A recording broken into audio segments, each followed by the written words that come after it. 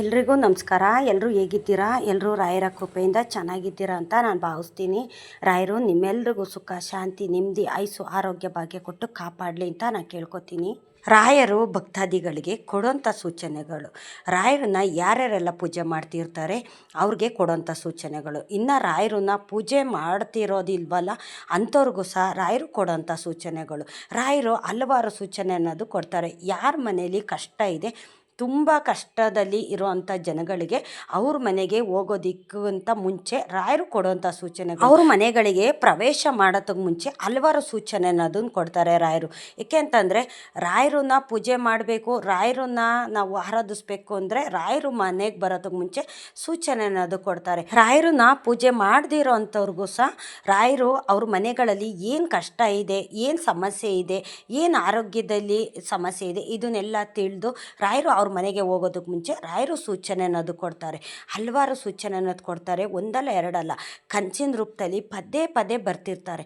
ಅವರು ನೆನೆಸ್ಕೊಂಡಾಗೆಲ್ಲ ಪದೇ ಪದೇ ರಾಯರೇ ಕಣ್ಮುಂದೆ ಬರೋವಂಥದ್ದು, ರಾಯರು ಫೋಟೋ ಕಾಣೋವಂಥದ್ದು, ರಾಯರು ಒಂದು ಹೆಸರು ಕಾಣೋವಂಥದ್ದು, ರಾಘವೇಂದ್ರಾಯ ನಮಃ ಅಂತ ಹೆಸರು ಕಾಣೋವಂಥದ್ದಾಗಿರ್ಬೋದು, ಇಲ್ಲ ಯಾರಾದರೂ ಮಠಕ್ಕೆ ಹೋಗೋಣ ಬನ್ನಿ ಅಂತ ಕರ್ಕೊಂಡು ಹೋಗೋದಾಗಿರ್ಬೋದು, ಇಲ್ಲ ಅಂತಂದರೆ ಮಂತ್ರಾಲಯಕ್ಕೆ ಹೋಗೋಣ ಬನ್ನಿ ನಾವು ಹೋಗ್ತಾ ಇದ್ದೀವಿ ಅಂತ ಕರ್ಕೊಂಡು ಹೋಗೋದಾಗಿರ್ಬೋದು. ಈ ಥರ ರಾಯರು ಸೂಚನೆ ಕೊಡ್ತಾರೆ ಅವ್ರಿಗೆ, ಅವ್ರ ಮನೆಗೆ ಮತ್ತು ಅವ್ರ ಮನಸ್ಸಿಗೆ ಹೋಗೋದಕ್ಕೆ ಮುಂಚೆ ಈ ಥರ ಸೂಚನೆ ಅನ್ನೋದು ಕೊಡ್ತಾರೆ. ಏಕೆ ಅಂತಂದರೆ ರಾಯರು ಹಲವಾರು ಜನದ ಕಷ್ಟ ತಿಳಿದು ಹಲವಾರು ಜನದ ಮನೆಗೆ ಹೋಗಬೇಕು ಅಂತಲೇ ಈ ಥರ ಕೆಲವೊಂದು ಸೂಚನೆಗಳನ್ನೋದನ್ನು ಕೊಡ್ತಾರೆ. ಅವ್ರ ಮನೆ ಕಷ್ಟ ಎಲ್ಲ ತಿಳಿದಿನೇ ರಾಯರು ಆ ಥರ ಅವ್ರ ಮನೆಗೆ ಹೋಗೋದಕ್ಕೆ ಹೋಗ್ಬೇಕಾದ್ರೆ ಯಾವ್ಯಾವ ಥರ ಅನುಗ್ರಹ ಮಾಡಬೇಕು, ಯಾವ ಥರ ಸೂಚನೆ ಕೊಡಬೇಕು, ಯಾರ ಮುಖಾಂತರ ಹೇಳಿಸ್ಬೇಕು, ಅವ್ರ ಕಣ್ಣೆದುರುಗಡೆ ಯಾವ ಥರ ಒಂದು ದೃಶ್ಯ ಕಾಣಬೇಕು, ಆ ಥರ ಎಲ್ಲ ರಾಯರು ಅವ್ರಿಗೆ ಕಾಣಿಸ್ತಿರ್ತಾರೆ, ಮಾಡ್ತಿರ್ತಾರೆ. ಆ ಥರ ಹಲವಾರು ಪವಾಡಗಳನ್ನೋದನ್ನು ಅವ್ರ ಮನೆಗೆ ಮಾಡ್ತಿರ್ತಾರೆ.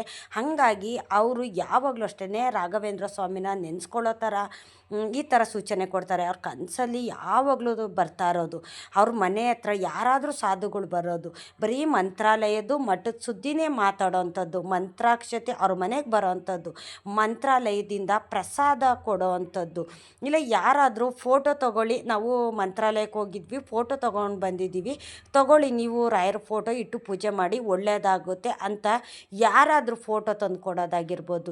ಈ ಥರ ರಾಯರು ಸೂಚನೆ ಕೊಡ್ತಾರೆ. ರಾಯರು ಸುಮ್ಮನೆ ಯಾರ ಮನೆಗೂ ಹೋಗೋದಿಲ್ಲ. ರಾಯರನ್ನ ಯಾರು ಪೂಜೆ ಮಾಡೋ ಅಂಥ ಶಕ್ತಿ ಇರುತ್ತೋ, ಯಾರು ದೇವ್ರನ್ನ ಜಾಸ್ತಿ ನಂಬ್ತಾರೋ ಅಂಥವ್ರ ಮನೆಗೆ ರಾಯರು ಹೋಗೋದು. ಸುಮ್ಮನೆ ಎಲ್ಲರ ಮನೆಗೂ ರಾಯರು ಹೋಗೋದಿಲ್ಲ. ಈಗ ರಾಯರು ಪೂಜೆ ಮಾಡೋದು ಹಲ್ವಾರು ಜನ ನೋಡಿರ್ತಾರಲ್ವ, ಅವರೆಲ್ಲ ಏಂತಕ್ಕೆ ರಾಯರು ಪೂಜೆ ಮಾಡೋದಿಲ್ಲ, ರಾಯರು ಪೂಜೆ ಮಾಡೋರ್ಗು ಸಹ ಒಂಥರ ಮಾತಾಡ್ತಾರೆ, ಅವರು ದೇವರಲ್ಲ, ಅವರು ಏಂತಕ್ಕೆ ಅವ್ರಿಗೆ ಪೂಜೆ ಮಾಡಬೇಕು, ಏನಕ್ಕೆ ಅವ್ರಿಗೆ ಮಠಕ್ಕೆ ಹೋಗಬೇಕು, ಅವ್ರಿಗೆ ಒಂದು ಹಣ್ಣು ಕಾಯಿ ಇಟ್ಟು ಪೂಜೆ ಮಾಡೋದಿಲ್ಲ, ಯಾಕೆ ಹೋಗಬೇಕು ಅಂತ ಈ ಥರ ಮಾತುಗಳನ್ನೆಲ್ಲ ಹೇಳ್ತಾರಲ್ಲ, ಅಂಥವ್ರ ಮನೆಗಳಿಗೆ ರಾಯರು ಹೋಗೋದಿಲ್ಲ. ಯಾರು ರಾಯರನ್ನ ಪೂಜೆ ಮಾಡ್ತಾರೆ, ಯಾರು ಮನಸ್ಸಲ್ಲೇ ಇಟ್ಕೊಂಡು ದೇವತೆಗಳನ್ನ ಆರಾಧಿಸ್ತಿರ್ತಾರೆ ನೋಡಿ, ಅಂಥವ್ರ ಮನೆಗೆ ಹೋಗೋದಕ್ಕೆ ರಾಯರು ಅನುಗ್ರಹ ಮಾಡ್ತಾರೆ, ಸೂಚನೆ ಅನ್ನೋದು ಕೊಡ್ತಾರೆ. ನಿನಗೆ ತುಂಬ ಕಷ್ಟ ಇದೆ, ನಿನ್ನ ಕಷ್ಟನ ನನ್ನ ಕೈಲಿ ನೋಡೋಕ್ಕಾಗ್ತಿಲ್ಲ ಅಂತಂದ್ಬಿಟ್ಟೆ ಯಾರ ಮುಖಾಂತರನಾದರೂ ಈ ಥರ ಸೂಚನೆ ಕೊಟ್ಟು ಅವ್ರ ಮನೆಗೆ ಹೋಗೋ ಥರ ರಾಯರು ಅನುಗ್ರಹ ಮಾಡ್ತಾರೆ. ರಾಯರು ಅವ್ರ ಮನೆಗೆ ಹೋಗೋದೇ ತಡ ಹಲವಾರು ಪವಾಡಗಳನ್ನೋದನ್ನು ಮಾಡ್ತಾರೆ.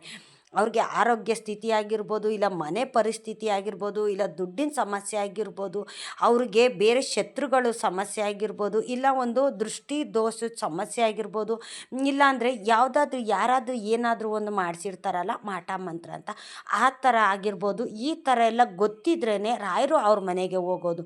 ಅವ್ರ ಮನೆಯಲ್ಲಿ ಈ ಥರ ಸಮಸ್ಯೆ ಇದೆ, ನಾನು ಆ ಮನೆಗೆ ಹೋಗಬೇಕು, ನಾನು ಆ ಮನೆಗೆ ಪ್ರವೇಶ ಮಾಡಬೇಕು, ಯಾರ ಮುಖಾಂತರನಾದರೂ ನಾನು ಅವ್ರ ಮನೆಗೆ ಹೋಗಿ ಅವ್ರಿಗೆ ನಾನು ಒಳ್ಳೇದು ಮಾಡಬೇಕು ಅಂತ ರಾಯರು ಯೋಚನೆ ಮಾಡ್ತಾ ಇರ್ತಾರೆ. ಆ ಯೋಚನೆ ಮಾಡ್ತಿದ್ದಾಗಲೇ ನಮ್ಮ ಮನೆಗಳಿಗೆ ರಾಯರು ಬರೋದು, ನಮಗೆ ಅನುಗ್ರಹ ಮಾಡೋದು. ಮುಂಚೆ ಎಲ್ಲ ಜಾಸ್ತಿ ಯಾರು ರಾಯರು ಪೂಜೆ ಮಾಡ್ತಾ ಇರಲಿಲ್ಲ. ರಾಯರು ಪೂಜೆ ಮಾಡೋದಕ್ಕೆ ಈ ಥರ ಸೂಚನೆ ಕೊಟ್ಟರು ಅಂತಂದರೆ, ಒಂದು ಸತಿ ರಾಯರು ಪೂಜೆ ಮಾಡಿದ್ರು, ರಾಯರ ಮಠಕ್ಕೆ ಹೋದ್ರು ಅಂತಂದರೆ ಅವರು ಜೀವನ ಪೂರ್ತಿ ಲೈಫ್ ಲಾಂಗ್ ರಾಯರು ಪೂಜೆ ಮಾಡೋ ಥರ ರಾಯರು ಅನುಗ್ರಹ ಮಾಡ್ತಾರೆ. ಎಷ್ಟೋ ಜನ ಹೇಳ್ತಾರೆ, ನಾನು ರಾಯರು ಮಠಕ್ಕೂ ಹೋಗೋದಿಲ್ಲ, ರಾಯರು ಪೂಜೆನೂ ಮಾಡೋದಿಲ್ಲ, ನಮ್ಮ ಮನೇಲಿರೋ ಫೋಟೋನೋ ತಗೊಂಡೋಗ್ಬಿಟ್ಟು ಎಲ್ಲಾದರೂ ಹೊರಗಡೆ ಇಟ್ಟು ಬಂದುಬಿಡ್ತೀನಿ, ದೇವಸ್ಥಾನದ ಹತ್ರನೋ ಇಲ್ಲ ಮರದ ಕೆಳಗಡೆನೋ ಇಲ್ಲ ನೀರಿನಲ್ಲೋ ಆಗಿ ಬಂದುಬಿಡ್ತೀನಿ. ರಾಯರು ನನಗೆ ಒಳ್ಳೇದು ಮಾಡ್ತಿಲ್ವಲ್ಲ, ನಾನು ಏಂತಕ್ಕೆ ರಾಯರು ಪೂಜೆ ಮಾಡಬೇಕು? ಎಷ್ಟು ಉಪವಾಸ ವ್ರತ ಮಾಡ್ತಾಯಿದ್ದೀನಿ, ರಾಯರು ನನಗೆ ಒಳ್ಳೇದು ಮಾಡ್ತಿಲ್ಲ, ಅನುಗ್ರಹ ಮಾಡ್ತಿಲ್ಲ ಅಂತಂದಮೇಲೆ ರಾಯರು ನಾನು ಏಂತಕ್ಕೆ ಪೂಜೆ ಮಾಡಬೇಕು ಅಂತ ಸುಮಾರು ಜನ ಹೇಳ್ತಾರೆ. ಅದು ನಾನು ಸಹ ಹೇಳಿದ್ದೀನಿ. ಏಕೆಂತಂದರೆ ಕಷ್ಟಗಳು ಜಾಸ್ತಿ ಬರ್ತಿದೆ ಅಂತಂದಾಗ ದೇವ್ರನ್ನ ನಂಬಿ ಏನಾಗಬೇಕು, ದೇವ್ರಿಗೆ ಪೂಜೆ ಮಾಡಿ ಏನಾಗಬೇಕು ಅಂತಂದ್ಬಿಟ್ಟು ನಾವು ಆವಾಗ ಬೇಜಾರಿಂದ ನಾವು ಈ ಥರ ಮಾತಾಡ್ತೀವಿ. ಅದನ್ನೆಲ್ಲ ರಾಯರು ನೋಡ್ತಿರ್ತಾರೆ, ರಾಯರು ಕೇಳಿಸ್ಕೊಡ್ತಿರ್ತಾರೆ. ಆ ಥರ ನಾವು ಮಾತಾಡಿದ್ರು ಸಹ, ಎಷ್ಟೇ ಬೇಜಾರಿಂದ ಮಾತಾಡಿದ್ರು ಸಹ, ಆದರೆ ವಾರದ ದಿವಸ ಅಂದರೆ ಗುರುವಾರ ದಿವಸ ರಾಯರು ಪೂಜೆ ಮಾಡೋದನ್ನು ತಪ್ಪಿಸ್ಕೊಳ್ಳಲ್ಲ. ರಾಯರು ಪೂಜೆ ಮಾಡೋ ಥರ ಅನುಗ್ರಹ ಮಾಡೇ ಮಾಡ್ತಾರೆ. ನೀವು ಇದನ್ನು ಪರೀಕ್ಷೆ ಮಾಡಿ. ನಮ್ಮ ಮನೆಗೆ ಒಳ್ಳೇದಾಗ್ತಿಲ್ಲ ಅಂತ ನೀವು ಪೂಜೆ ಮಾಡೋದು ನಿಲ್ಲಿಸ್ತೀರಲ್ಲ, ನೀವು ಡೈಲಿ ನಿಲ್ಲಿಸ್ಬೋದು, ಆದರೆ ಗುರುವಾರ ವಾರದ ದಿವಸ ಪೂಜೆ ಮಾಡೋದನ್ನು ನೀವು ಯಾವುದೇ ಕಾರಣಕ್ಕೂ ನಿಲ್ಲಿಸೋದಿಲ್ಲ. ನಿಲ್ಲಿಸೋಕ್ಕೆ ರಾಯರು ಬಿಡೋದಿಲ್ಲ. ನಿಮ್ಮ ಮನಸ್ಸಿನಲ್ಲಿ ಇದ್ಕೊಂಡು ಈ ಥರ ಪೂಜೆ ಮಾಡು, ನಿನ್ಗೆ ಒಳ್ಳೇದಾಗುತ್ತೆ, ಇವತ್ತು ನೀನು ಕೆಟ್ಟದಾಗ್ತಿದೆ ಅಂತ ನನ್ನ ಪೂಜೆ ಮಾಡದೆ ಇರಬೇಡ, ಆದರೆ ನಾಳೆ ನಿನಗೆ ಒಳ್ಳೇದು ಕಾದಿದೆ, ಒಳ್ಳೆ ದಿನ ನಿನಗೆ ಬಂದೇ ಬರುತ್ತೆ. ನಾನು ನಿನ್ನ ಮನೆಗೆ ಪ್ರವೇಶ ಮಾಡಿದ್ದೀನಲ್ಲ, ನಿನ್ನ ಕಷ್ಟ ಎಲ್ಲ ತಿಳಿದು ನಾನು ನಿನ್ನ ಮನೆಗೆ ಪ್ರವೇಶ ಮಾಡಿರೋದು. ನಿನ್ನ ಕಷ್ಟ ಸುಖ ದುಃಖ ನೋವು ನಲಿವು, ನಿನಗೆ ಯಾರು ಅವಮಾನ ಮಾಡ್ತಿದ್ದಾರೆ, ಯಾರು ನಿನಗೆ ಶತ್ರುಗಳಿದ್ದಾರೆ, ಅದನ್ನೆಲ್ಲ ನೋಡಿನೇ ನಾನು ನಿನ್ನ ಮನೆಗೆ ಪ್ರವೇಶ ಮಾಡಿರೋದು. ಮತ್ತು ನಾನಿರಬೇಕಾದ್ರೆ ನೀನೇತಕ್ಕೆ ಚಿಂತೆ ಮಾಡ್ತೀಯ? ಇವಾಗ ನೀನು ಕಷ್ಟ ಇದೆ ಅಂತ ಹೇಳ್ತಿದ್ದೀಯಲ್ಲ, ಆ ಕಷ್ಟದ ಜೊತೆನೂ ನಾನಿದ್ದೀನಿ. ನಿನಗೆ ಗೊತ್ತಾಗ್ತಿಲ್ಲ ಅಷ್ಟೇ. ನಿನ್ಗೆ ಎಂತೆಂಥ ಕಷ್ಟಗಳು ಬರ್ತಿದೆ ಗೊತ್ತಾ? ಬೇರೆ ಜನ ನಿನ್ಗೆ ಯಾವ್ಯಾವ ಥರ ಕಷ್ಟ ಎಲ್ಲ ಕೊಡ್ತಿದ್ದಾರೆ. ಬೇರೆ ದೇವ್ರುಗಳ ಹತ್ರ ಹೋಗಿ ನಿನಗೆ ಕೆಟ್ಟದಾಗಲಿ ಅಂತ ಯಾರ್ಯಾರೆಲ್ಲ ಏನೇನೆಲ್ಲ ಮಾಡ್ತಿದ್ದಾರೆ ಗೊತ್ತಾ? ಅದನ್ನೆಲ್ಲ ನಾನು ಅಲ್ಲಲ್ಲೇ ತಡೀತಾ ಬರ್ತಿದ್ದೀನಿ. ಅದೆಲ್ಲ ನಿನ್ನ ಹತ್ರ ಬರೋದಕ್ಕೆ ನಾನು ಬಿಡೋದಿಲ್ಲ. ನನ್ನ ಮುಂದೆ ಅದನ್ನೆಲ್ಲ ದಾಟಿ ಹೋಗೋದಕ್ಕೆ ಬಿಡೋದಿಲ್ಲ ನಾನು. ಅದಕ್ಕೋಸ್ಕರ ನೀನು ನನ್ನ ಎಷ್ಟು ಪೂಜೆ ಮಾಡ್ತೀಯ, ಎಷ್ಟು ನಂಬ್ತೀಯ, ಅಷ್ಟು ನಾನು ಅನುಗ್ರಹ ಮಾಡ್ತೀನಿ ಅಂತ ಹೇಳೋದಿಲ್ಲ. ನೀನು ಪೂಜೆ ಮಾಡಿದ್ರೂ ನಾನು ಅನುಗ್ರಹ ಮಾಡ್ತೀನಿ, ನೀನು ಪೂಜೆ ಮಾಡಿಲ್ಲ ಅಂದರೂ ನಾನು ಅನುಗ್ರಹ ಮಾಡ್ತೀನಿ. ಏಕೆಂದರೆ ನಿನ್ನ ಕಷ್ಟ ಎಲ್ಲ ತಿಳಿದಿನೇ ನಾನು ನಿನ್ನ ಮನೆಗೆ ಪ್ರವೇಶ ಮಾಡಿರೋದು. ನಿನಗೆ ಕೋಪ ಇದೆ, ನೋವಿದೆ, ಒಳ್ಳೇದು ಮಾಡ್ತಿಲ್ವಲ್ಲ ನಾವುಗಳು ಅನ್ನೋದು ನಿನಗೆ ಕೋಪ ಇದೆ. ಆದರೂ ಸಹ ನೀನು ಕೋಪನೆಲ್ಲ ನಾನು ಹೊಟ್ಟೆಗೆ ಹಾಕ್ಕೋತೀನಿ, ನನ್ನ ಕಾಲುಗಳ್ಗೆ ಹಾಕ್ಕೊಂಡು ನಿನ್ಗೆ ಅನುಗ್ರಹ ಮಾಡೇ ಮಾಡ್ತೀನಿ. ನಿನಗೆ ಯಾವುದೇ ಒಂದು ತಡೆ ಬಂದಿದೆ ನೋಡು, ಆ ತಡೆಗಳನ್ನೆಲ್ಲ ದೂರ ಮಾಡಬೇಕು.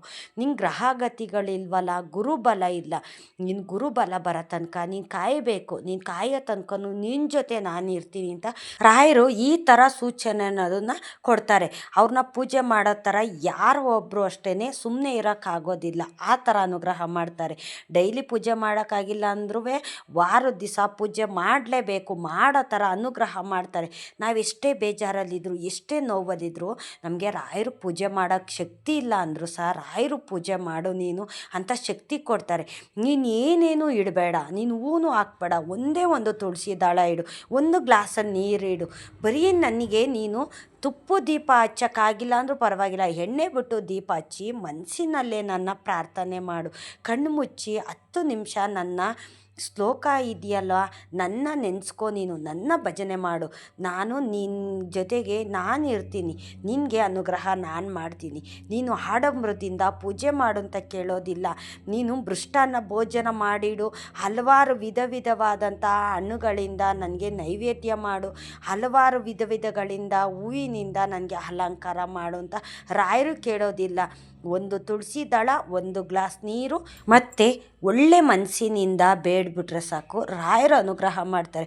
ರಾಯರು ಏನೇನು ಕೇಳೋದಿಲ್ಲ. ನಿನ್ನ ಮನಸ್ಸಿನಲ್ಲಿ ಕಲ್ಮಶ ಇಟ್ಕೊಳ್ದಿರ ನನ್ನ ಪ್ರಾರ್ಥನೆ ಮಾಡು, ನನ್ನ ನೆನೆಸ್ಕೊ. ನೀನು ನಿನ್ನ ಕಷ್ಟಗಾಲದಲ್ಲಿ ನೀನು ನನ್ನ ನೆನೆಸ್ಕೊಂಡಾಗ ನಾನು ನಿನಗೆ ಅನುಗ್ರಹ ಮಾಡ್ತೀನಿ. ಯಾವ ರೀತಿಲಾದರೂ ಸರಿ, ನಿನ್ನ ಕಷ್ಟದಲ್ಲಿ ನಾನು ನಿನ್ನ ಜೊತೆಲಿ ಇರ್ತೀನಿ. ನಿನ್ನ ಮನಸ್ಸಿನಲ್ಲಿ ನಾನು ಇರ್ತೀನಿ.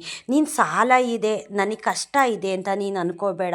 ನೀನು ಸಾಲ ತೀರಿಸೋ ಥರ ನಾನು ದಾರಿ ತೋರಿಸ್ತೀನಿ, ಅನುಗ್ರಹ ಮಾಡ್ತೀನಿ. ನಾನು ಯಾವುದಾದ್ರೂ ಒಂದು ದಾರಿ ತೋರಿಸ್ತೀನಿ, ನಿನಗೆ ಗೊತ್ತಿಲ್ಲದಿರೋ ದಾರಿ ನಾನು ತೋರಿಸ್ತೀನಿ. ನಿನ್ನ ಮುಂದೆ ಸಾವಿರಾರು ದಾರಿ ಇದೆ, ಆ ಯಾವ ದಾರಿಗೆ ಹೋದರೆ ನಿನ್ಗೆ ಒಳ್ಳೇದಾಗುತ್ತೆ ಅಂತ ನಾನು ನಿನಗೆ ದಾರಿ ತೋರಿಸ್ತೀನಿ. ನೀನು ನನ್ನ ನಂಬಿದೆಯಲ್ಲ, ಅಷ್ಟು ಸಾಕು ನನಗೆ. ನಿನ್ನ ಜೊತೇಲಿ ಇದ್ಕೊಂಡು ನಾನು ನಿನಗೆ ಒಳ್ಳೆಯದನ್ನೇ ಬಯಸ್ತಾ ಇರ್ತೀನಿ. ನನ್ನ ದೃಷ್ಟಿ ನಿನ್ನ ಮೇಲೆ ಯಾವಾಗಲೂ ಸಹ ಇರುತ್ತೆ ಅಂತ ರಾಯರು ಹೇಳ್ತಾರೆ. ನೊಂದ ಮನಸ್ಸುಗಳಿಗೆ ನಾವು ಪೂಜೆ ಪೂಜೆ ಮಾಡೋದೇ ಇಲ್ಲಪ್ಪ, ತುಂಬ ನೋವಾಗಿದೆ, ತುಂಬ ಬೇಜಾರಲ್ಲಿದ್ದೀವಿ, ಮಾಡೋದಕ್ಕೂ ಶಕ್ತಿ ಇಲ್ಲ ನನಗೆ ಅಂತನ್ನೋರಿಗೆ ಈ ಥರ ಹಲವಾರು ಸೂಚನೆ ಅನ್ನೋದನ್ನು ರಾಯರು ಕೊಡ್ತಾರೆ. ಏಕೆ ಅಂತಂದರೆ ರಾಯರು ಸೂಚನೆ ಕೊಡೋದು ನಮಗೆ ಗೊತ್ತಾಗೋದಿಲ್ಲ. ನಮಗೆ ಬೆಟ್ಟದಂಥ ಕಷ್ಟ ಬರ್ತಿರುತ್ತೆ, ಎಂತೆಂಥ ಕಷ್ಟಗಳು ಅನ್ನೋದು ಪ್ರತಿದಿನ ಬರ್ತಾ ಇರುತ್ತೆ. ಆ ಕಷ್ಟನೆಲ್ಲ ರಾಯರು ನಮ್ಮನೆ ಒಳಗೆ ಬರೋದಕ್ಕೆ ಬಿಡೋದಿಲ್ಲ, ನಮ್ಮನ್ನು ದಾಟಿ ನಮ್ಮನೆ ಒಳಗಡೆ ಬರೋದಕ್ಕೆ ಬಿಡೋದಿಲ್ಲ. ರಾಯರು ಅಲ್ಲಲ್ಲೇ ತಡೀತಾ ಇರ್ತಾರೆ. ಇಷ್ಟನ್ನು ನಾವು ಅರ್ಥ ಮಾಡ್ಕೋಬೇಕು. ರಾಯರು ಅಂದ್ರೇ ಒಂದು ಶಕ್ತಿ, ರಾಯರು ಅಂದ್ರೇ ಒಂದು ಪವಾಡ, ರಾಯರು ಮುಖ ನೋಡೋದು ಅಂದ್ರೇ ನಮ್ಮ ಪೂರ್ವ ಜನ್ಮದ ಪುಣ್ಯ ಅಂತ ನಾವು ಅಂದ್ಕೋಬೇಕು. ನಾನು ಅನ್ಕೋತೀನಿ, ತಂದೆ ನೀನು ಯಾಕೆ ನನ್ನ ಜೀವನದಲ್ಲಿ ಮುಂಚೆನೇ ನನಗೆ ಬರಲಿಲ್ಲ? ನನಗೆ ಎಷ್ಟು ಕಷ್ಟ ಇದ್ದಾಗ, ನೋವು, ಸಂಕಟ, ನಲಿವು, ನನಗೆ ಕೆಲವರು ಅವಮಾನ ಮಾಡಿದ್ರಲ್ಲ, ಆವಾಗ ನೀವೇಂತಕ್ಕೆ ನನ್ನ ಮನಸ್ಸಲ್ಲಿ ಬರಲಿಲ್ಲ? ನನ್ನ ಕಣ್ಣೆದುರುಗಡೆ ಏಂತಕ್ಕೆ ಬರಲಿಲ್ಲ? ರಾಯರು ಪೂಜೆ ಮಾಡಬೇಕು ಅಂತ ಯಾರ ಬಾಯಲಾದರೂ ಏಂತಕ್ಕೆ ತಂದೆ ನೀವು ಹೇಳಿಸ್ಲಿಲ್ಲ? ಇಷ್ಟು ದಿನ ಪೂಜೆ ಮಾಡೋದನ್ನು ನಾನು ಕಳ್ಕೊಂಬಿಟ್ನಲ್ಲ ತಂದೆ. ನನ್ನ ಜೀವನ ಪೂರ್ತಿ ಪೂಜೆ ಮಾಡಬೇಕು, ನಿಮ್ಮ ಸೇವೆ ಮಾಡಬೇಕು, ನಿನ್ನ ಮಟ್ಟಕ್ಕೆ ಬರಬೇಕು, ಪ್ರತಿದಿನ ನಿನ್ನ ಮುಖ ನೋಡಬೇಕು, ನಿನ್ನ ಮುದ್ದಾದಂಥ ನಿನ್ನ ಮುಖ ನೋಡಬೇಕು, ನಿನ್ನ ಮಟ್ಟಕ್ಕೆ ಬಂದು ನಿನಗೆ ಸೇವೆ ಮಾಡಬೇಕು, ಪ್ರತಿದಿನ ಬರಬೇಕು ಅಂತ ನನಗೆ ಆಸೆ ಇದೆ ತಂದೆ. ಆದರೆ ನನಗಾಗೋದಿಲ್ಲ. ಪ್ರತಿದಿನವೂ ನಿನ್ನ ಮಟ್ಟಕ್ಕೆ ಬಂದು ನಿನಗೆ ಸೇವೆ ಮಾಡೋ ಥರ ನನಗೆ ಅನುಗ್ರಹ ಮಾಡು ಅಂತ ನಾನು ಇಷ್ಟನ್ನು ಕೇಳ್ಕೊತೀನಿ ತಂದೆ. ಮನೆಯಲ್ಲಿ 2 ಟೈಮು ನಾನು ಪ್ರತಿದಿನ ನಿನ್ನ ಸೇವೆ ಮಾಡ್ತೀನಿ ನಾನು. ಆದರೆ ದಿನಕ್ಕೊಂದು ಸತಿನಾದರೂ ನಿನ್ನ ಮಟ್ಟಕ್ಕೆ ಬರೋ ಥರ ಅನುಗ್ರಹ ಮಾಡು ಭಗವಂತ. ನನ್ನ ಜನ್ಮ ಸಾರ್ಥಕ ಆಯಿತು ಅಂತ ನಾನು ಅನ್ಕೋತೀನಿ. ಏನೂ ಗೊತ್ತಿಲ್ಲ, ನನಗೆ ಕಷ್ಟ ಅಂತ ನಿನ್ನನ್ನು ನೆನೆಸ್ಕೊಂಡಾಗ ನನ್ನ ಕಣ್ಮುಂದೆ ನೀನು ಬರ್ತೀಯ, ನನ್ನ ಮನಸ್ಸಿನಲ್ಲಿ ಬರ್ತೀಯ.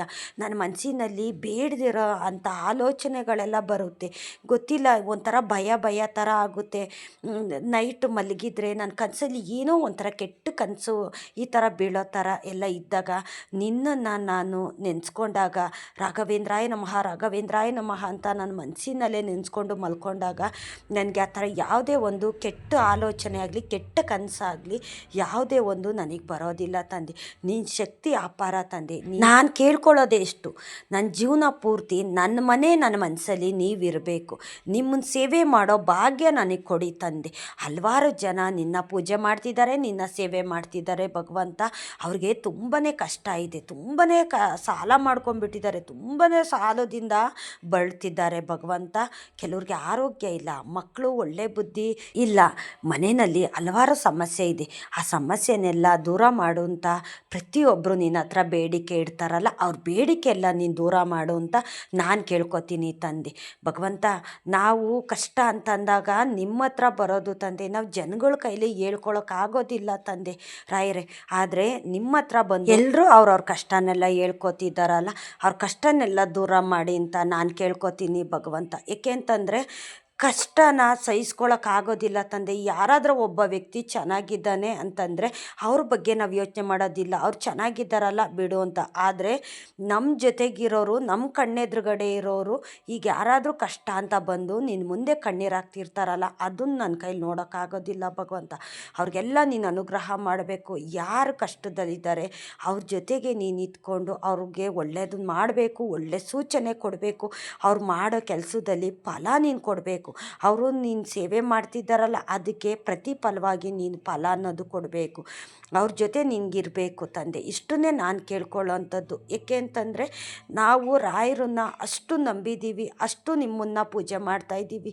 ಗೊತ್ತಿಲ್ಲ, ನಾವು ಎಲ್ಲ ದೇವ್ರುಗಳ್ನೂ ನಂಬಿದ್ವಿ. ನಾವು ದೇವ್ರುಗಳು ಅನುಗ್ರಹ ಮಾಡಿಲ್ಲ ಅಂತಂದಾಗಲೇ ನೀನು ನನ್ನ ಮನಸ್ಸಲ್ಲಿ ಬಂದಿದ್ದಂಥದ್ದು. ನಾನು ಹಲವಾರು ಕಷ್ಟದಿಂದ ಬಳಲ್ತಾ ಇದ್ದೆ, ನಾನು ತುಂಬ ಕಷ್ಟದಲ್ಲಿದ್ದೆ. ನನ್ನ ಕಷ್ಟ ಏನು ಅನ್ನೋದು ನಿನಗೂ ಚೆನ್ನಾಗಿ ಗೊತ್ತಿತ್ತು. ಆದರೆ ನೀನು ನನ್ನ ಮನೆಗೆ, ನನ್ನ ಮನಸ್ಸಿಗೆ ಬಂದ ಮೇಲೆ ಆ ಕಷ್ಟ ನನ್ನ ಹತ್ರ ಇಲ್ಲ ತಂದೆ. ಎಲ್ರಿಗೂ ಅಷ್ಟೇ ಇದೇ ಥರ ನೀನು ಅನುಗ್ರಹ ಮಾಡು ಅಂತ ನಾನು ಕೇಳ್ಕೊತೀನಿ. ಸುಮಾರು ಜನ ನನ್ನ ಮಠಕ್ಕೆ ಹೋದಾಗ ಆಗಿರ್ಬೋದು, ಕೆಲವರು ಕೇಳ್ತಾರೆ, ನೀವು ಎಷ್ಟು ದಿನದಿಂದ ರಾಯರ ಮಠಕ್ಕೆ ಬರ್ತಾಯಿದ್ದೀರಾ, ಎಷ್ಟು ದಿನದಿಂದ ರಾಯರಿಗೆ ಸೇವೆ ಮಾಡ್ತಾಯಿದ್ದೀರಾ ಅಂತ ಕೇಳ್ತಾರೆ. ನಾನು ಸಹ ಅದೇ ರೀತಿ ಅವರನ್ನು ಕೇಳ್ತೀನಿ. ಆದರೆ ಅವರು ಒಬ್ಬೊಬ್ಬರು ಒಂದೊಂದು ರೀತಿ ಹೇಳ್ತಾರೆ.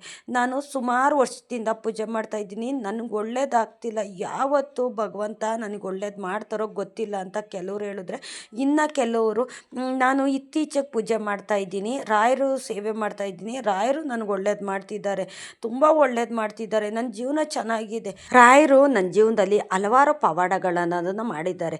ನನ್ನ ಮನಸ್ಸಲ್ಲಿ ಏನು ಕಷ್ಟ ಇದೆಯೋ ಅದನ್ನು ತಂದೆ ಮುಂದೆ ಕೂತ್ಕೊಂಡು ಹೇಳ್ಕೊಂಡಾಗ ಆ ಕಷ್ಟನೆಲ್ಲ ದೂರ ಮಾಡ್ತಿದ್ದಾರೆ. 100ರಲ್ಲಿ 50 ಭಾಗದಷ್ಟು ನನ್ನ ಕಷ್ಟ ಎಲ್ಲ ದೂರ ಮಾಡ್ತಿದ್ದಾರೆ ಅಂತ ಕೆಲವ್ರು ಹೇಳ್ತಾರೆ.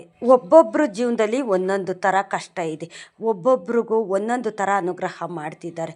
ರಾಯರು ನಂಬ್ದಂಥವ್ರಿಗೆ ಯಾವತ್ತೂ ಅಷ್ಟೇ ಕೈ ಬಿಡೋದಿಲ್ಲ. ಇವತ್ತಲ್ಲ ನಾಳೆ ಒಳ್ಳೇದು ಮಾಡೇ ಮಾಡ್ತಾರೆ. ನನ್ನ ಜೀವನದಲ್ಲಿ ರಾಯರು ಮಾಡಿದ್ದಂಥ ಹಲವಾರು ಪವಾಡಗಳಿದೆ, ಹಲವಾರು ನನಗೆ ಒಳ್ಳೆಯದನ್ನು ಮಾಡಿದ್ದಾರೆ. ಅದಕ್ಕೋಸ್ಕರ ನಾನು ನನ್ನ ಕಷ್ಟ ಸುಖ ದುಃಖನೆಲ್ಲ ನಿಮ್ಮ ಹತ್ರ ನಾನು ಹೇಳ್ಕೊಳ್ಳೋ ಅಂಥದ್ದು. ಹಿಂದೆ ನನ್ನ ಸ್ಥಿತಿ ಆ ಥರ ಇತ್ತು, ಇವಾಗ ನನ್ನ ಸ್ಥಿತಿ ಈ ಥರ ಇದೆ. ನಾನು ರಾಯರು ನಂಬಿದ ಮೇಲೆ ರಾಯರು ನನಗೆ ಅನುಗ್ರಹ ಮಾಡ್ತಿದ್ದಾರೆ, ಒಳ್ಳೆಯದನ್ನು ಸಹ ಮಾಡ್ತಿದ್ದಾರೆ. ನಿಮ್ಮೆಲ್ರಿಗೂ ಅಷ್ಟೇ ಒಳ್ಳೇದು ಮಾಡಲಿ ಅಂತಲೇ ನಾನು ಕೇಳ್ಕೊಳ್ಳೋ ಅಂಥದ್ದು. ಇಷ್ಟೊತ್ತು ನನ್ನ ವಿಡಿಯೋ ನೋಡಿದ್ದಕ್ಕಾಗಿ ತುಂಬ ಹೃದಯದ ಧನ್ಯವಾದಗಳು. ರಾಯರು ನಿಮ್ಮೆಲ್ರಿಗೂ ಸುಖ ಶಾಂತಿ ನೆಮ್ಮದಿ ಆಯುಸ್ಸು ಆರೋಗ್ಯ ಭಾಗ್ಯ ಕೊಟ್ಟು ಕಾಪಾಡಲಿ ಅಂತ ಕೇಳ್ಕೊತೀನಿ.